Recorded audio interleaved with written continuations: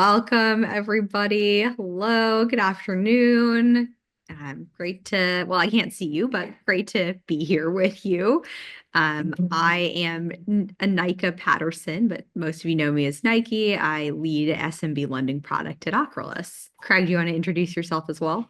Yes, my name is Craig McCann from the Ocrolus marketing team. I'm so excited to have you all here today. We'll be going through two new features that will be available in February, Docs to digital transaction matching and post-funding analytics. I do want to remind you, if you have any questions, we do have a Q&A module to input those, and we'll be happy to address those throughout the presentation, as well as at the end.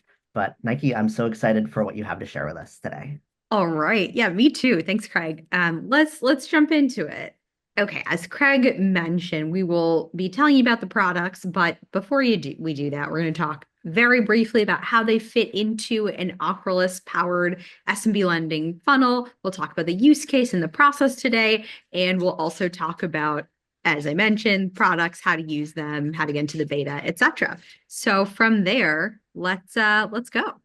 Okay, so let me just very quickly talk about the lending funnel, right? You may have seen this image many times as we've talked about various products, but the whole goal of us showing this funnel is just thinking about how Ocrolus can fit into your process. And our goal is always to deliver cash flow insights and high quality data to you, no matter where you are as an underwriter or lender in your funnel.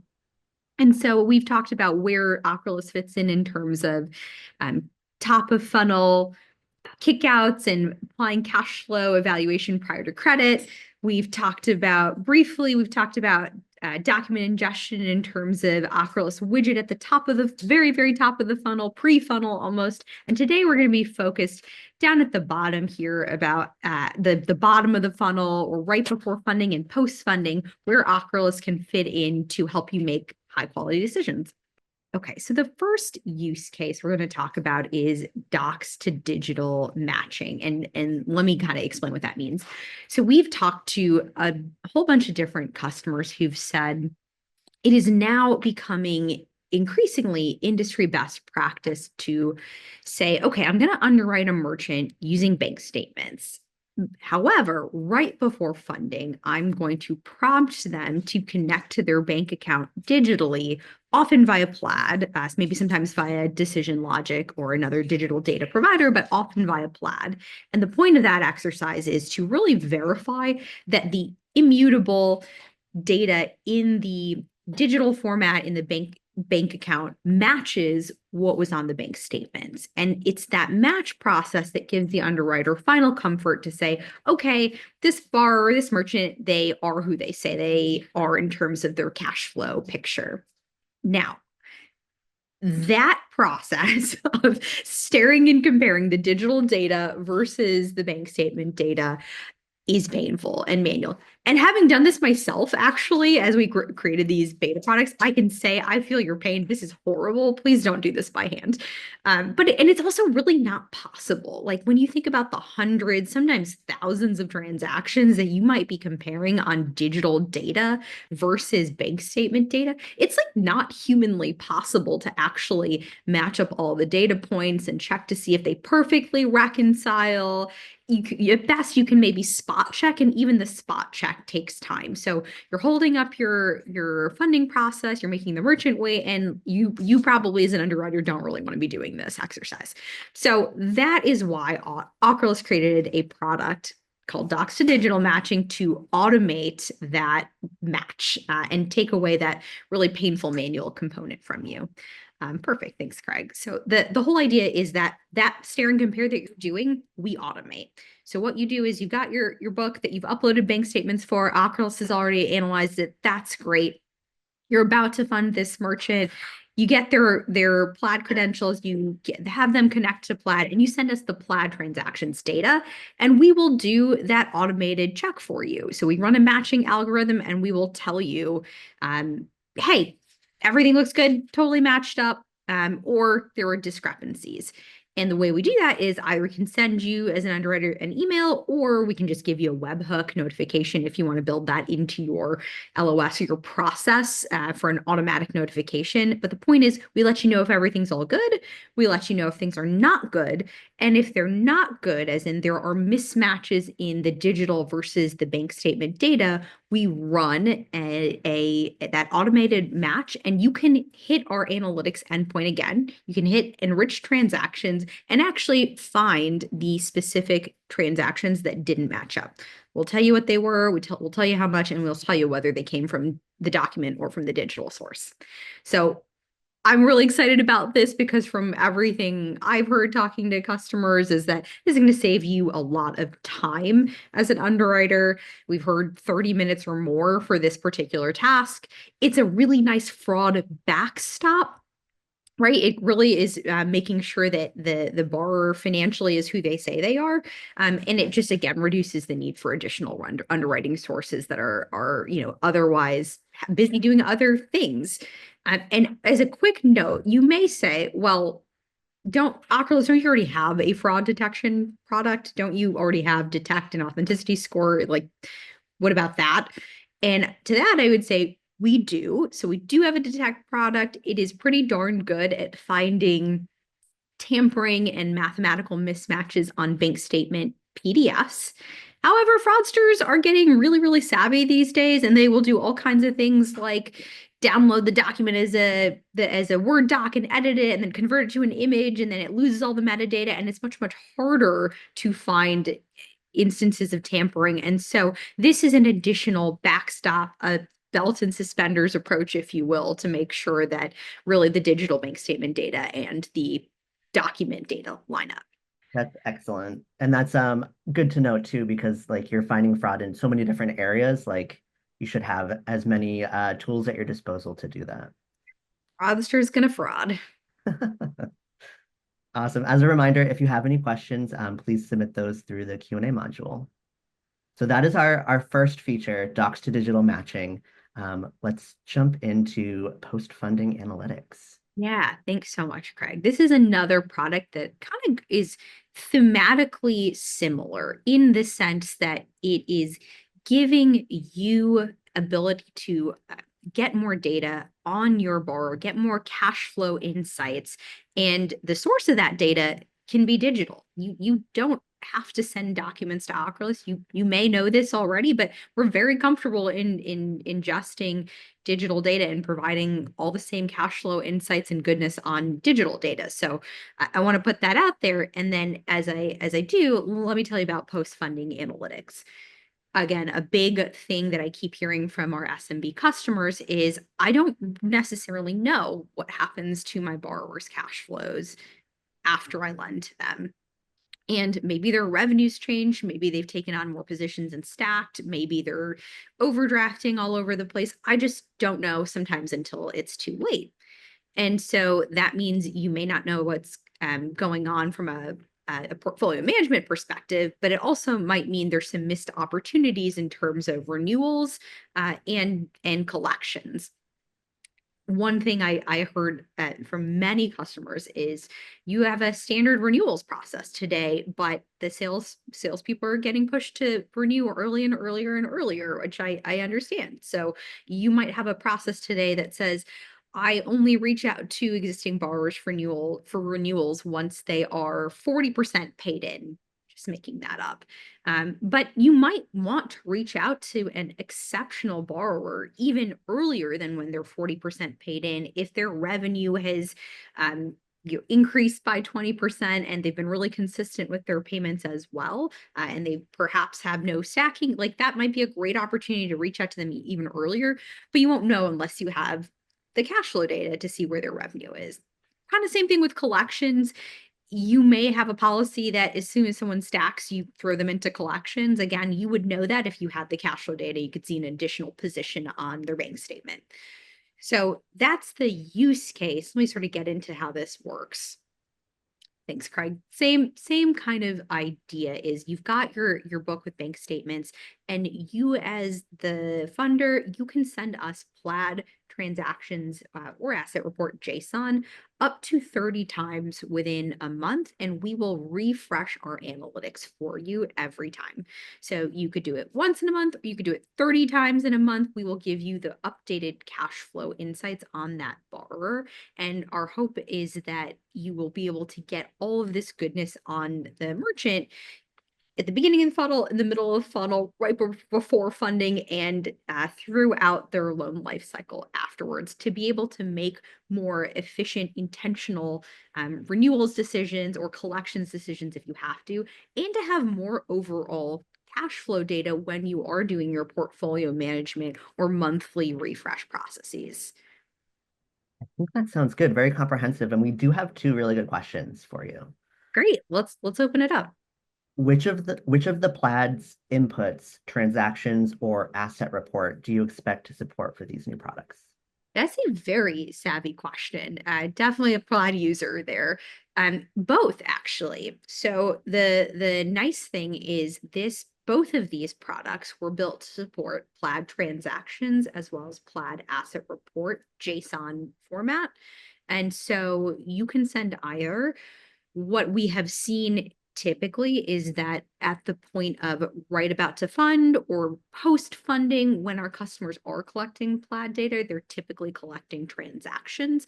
Asset report has a bunch of additional information, and as a result, it tends to be a little bit more expensive. Transactions has all the information you would need for a thorough cash flow analysis from Ocrolus, and it tends to be a little bit of a cheaper, lightweight product in a sense. So it's totally up to you. We support both. Excellent. And second question that we'll answer live for docs to digital, if there are transactions found in the Plaid data that weren't there in the PDF statements, can we get refreshed analytics reflecting those? You can. Yes, you can. That's the idea, is you hit those analytics or our analytics endpoints one more time, and you will get a refreshed picture of the analytics on that book. So as a quick reminder, we have a couple different endpoints that factor into our analytics. You've got book summary, which is all of the metrics on the book, as well as enriched transactions, which gives you every single transaction in the book and the underwriting label or tag that we apply to it. And those are sort of the most important ones folks usually use for credit decisioning and underwriting. So if you wanted to get a refreshed analytics view on the merchant after they've connected their Plaid, you just hit those endpoints again. And we do have some guides to help with these beta products, so we can share them if you're interested and want to learn more. Just reach out to your AM. Excellent. And do we charge for refreshed analytics, or is it only charged once per book? It's a great question. We will charge for refreshed analytics, but it will be a flat fee for the month per account per book. So the first thing I want to put out there is, in beta, we just want you testings. And actually, maybe we could should we move to the beta details slide? Yeah, definitely. Oh, thanks. So right now we're in beta with a couple clients in a closed private beta, and we're opening it up in February, so like immediately. And so if you want to be part of our open beta, please join, get in touch with your AM, get in touch with us ASAP so you can start testing with this immediately. And what I want to put out there is, for beta, we want your feedback. And so we don't charge for initial feedback. So you can give us all the goodness to make the product amazing and totally suit your needs. It's in beta again because we know that the product will get better as you give us feedback, and there's always kinks to work out. So that's what that acknowledgement of the beta status means, is this is going to be perfect when you give us the feedback and the data to help us make it perfect. That being said, we will be charging for these once these come out of beta. At a very high level, the way you can think about it, to go back to your question, is for the post-funding analytics, it will be a flat monthly fee per account per book. So that's why I mentioned you can send us analytics requests up to one time or up to 30 times, excuse me, minimum of one time, up to 30 times per month. We will charge you all the same. It will be a flat fee. The idea is you can ask us as many times as you want to refresh the analytics. you just have to send us the Plaid data and we'll do the analysis. Excellent. I see one piece of feedback. That's amazing. So that is great. And to participate in the open beta program, reach out to your account manager, and they can connect you with us to get more materials as well as participate. Yeah, thanks, Craig. I want to say one more thing that I think is I'm excited about. I hope you're excited about.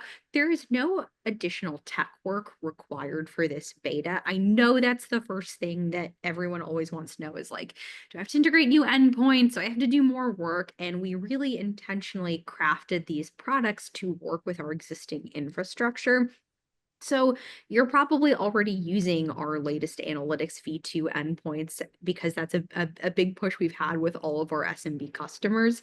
Assuming you're using those analytics endpoints, and assuming you have a Plaid account and you work with Plaid already, we can support those products together today. You don't have to build anything new. You're basically essentially just uploading Plaid JSON to a book and calling the analytics for more insights. Excellent. I think one of the big highlights here is like automate what you can automate. When you were walking us through some of the use cases that you've seen and the customers you've talked to, underwriters want to spend more time making really good decisions with relevant data and way less time on the manual, tedious tasks of matching up transactions between digital provider and the documents they provide, as well as being able to have insights into what might need to go to collections versus what is approved for a renewal and things of that nature. Yeah, absolutely. In all of our customer interviews, exactly zero underwriters said I want to do more manual stare and compare. Let me see. A few questions came through here. Let me make sure I have the most recent one. If we use post-funding analytics, can we add more PDF statements to the same book? Will this get us in the way of generating accurate analytics data? It will today. It's a really good question. It will today. We have sort of built some guardrails around this process in the beginning. So again, this is why we need help in the beta, because it's hard to know right now if you are adding more documents for the purpose of underwriting the merchant, or if you're adding more digital data because you want to check on them post funding. So we've kind of limited it for now, where we're saying if you've uploaded bank statements in document form, whether that's PDF or image or scan or what have you, we're gonna look at that as you were underwriting, and we're gonna give you an hour to upload all those documents. And then when you upload a Plaid JSON, that's going to be the cue for us in the beta to say, okay, now you're asking us to check the digital Plaid data versus the bank data. And then we're going to say, okay, you've underwritten that person, you funded them, you checked that Plaid matchup. Now, if you're asking us a month later to look at Plaid data again and analyze it for us, we're assuming now you're checking on that merchant and you want their cash flow analytics refreshed post funding. So that's why we tried to put in some time hurdles to try to really like match the behavior that you are trying to carry out in your day to day. It's a little bit of an imperfect science, and again, that's why we need beta feedback, because you might say, actually, I do it a little bit differently. And so I would love to know who asked that. Please reach out, because maybe you're thinking of something, and I know you're probably thinking of something that I'm not, and I'd love to get the feedback. Another question, how can I sign up to be in the beta program? Definitely reach out to your account manager. If you need any support there as well, you can reach out to our support team. Another great question coming in for the monitoring. How do you handle situations where the account credentials have changed? Yes, it's a great question. And it's just a reality that we don't live in a perfect world where there are no disruptions in digital bank aggregator connectivity. So kind of to your point, the monitoring post-funding analytics, that works so long as the borrower or the merchant has left open their Plaid connection and you, the lender, are sending us refresh data. If the merchant breaks that connection, or there is a back end connectivity issue between Plaid and the bank, for instance, or the merchant changes their credentials, you'll have to ask them to reconnect. Unfortunately, we just don't live in a world where there's perfect connectivity all the time on the digital side. So that is one friction point. But again, something that we've seen is like several years ago, like Plaid and other digital data providers were much less part of the conversation when it came to underwriting and these fraud checks. And I've really been impressed with the sophistication of lenders over time to adopt these digital data aggregators in their underwriting and even in their post-funding process.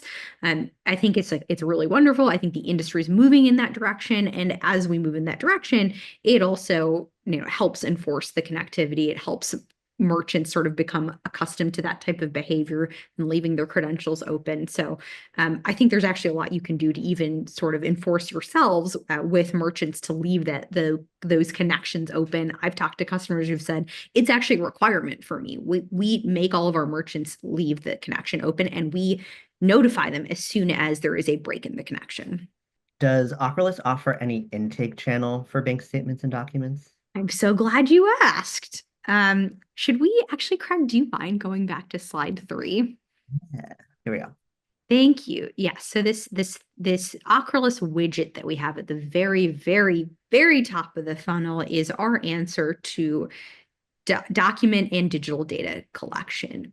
We think we've just released it. It just went GA to everybody this week. And what it is a low code front end platform that's embeddable in your website. And it allows you as the funder to be able to collect document data from your merchant or digital data. Today we support Plaid, and what that means is that the merchant can connect their bank account through our widget. What they will see is that they're embedded in your website because the widget is customizable. You can change the font and the coloring so that it looks just like consistent with your branding. All the merchant will see is, oh, I have a portal on this funder's website where I can upload my documents or I can connect my bank data. We already have customers using this. Our hope is like we want to create a unified documents plus digital experience for you and for the merchant. That's the way the world is moving. And we never want just the data collection or ingestion piece to be a hurdle for you using the rest of these products that will help you with underwriting. Oh, that's a great point. And it's really exciting to have that available now. And it'll look and feel like your website. So your customers aren't going to have a totally different experience. Exactly. It'll all be consistent with your colors and your branding. I do feel like maybe we need to have on the next one of these like a poll where we can maybe see if people have alternate names for widget. Yes. It's one of those things where the name has just been around for so long and we always intended to change it, but now it's just stuck as Ocrolus widget. So please email me, email your AM if you have a better idea. I'd love to send you a gift card. I couldn't think of anything better. Ideation is always great. On this slide too, you'll notice we have cash flow evaluation above credit in the funnel. Can you speak to that a little bit as well? Yeah, absolutely. So some of you may have seen that we did a live session in December with Kurt Christie, the COO of Expansion Capital Group, on just the power of using cash flow to do top of funnel kickouts as well as underwrite merchants. And basically it was a really fun session, but this is something that we've talked to many of our customers about, that cash flow is actually very predictive of risk. It's a really great way to both save money and make money in your funnel. You can both get a greater number of kickouts at the top of your funnel for cheaper than credit, because cash flows really do tell you the underlying health of the merchant and the creditworthiness of the merchant. So we are huge proponents of that. Talk to our customers. They're big proponents of this. So it's a great question. If you want to learn more about this, please reach out to us. Excellent. And with that, we have the end of our product pulse. We do these every month, so be on the lookout for next month's product pulse. Nike, thank you so much for walking us through our new features. Thank you everyone for attending. And if you'd like to participate in the beta program, as we said, reach out to your account manager or support, and we'd love to have you. Thank you so much. Thanks, everyone. Happy Friday.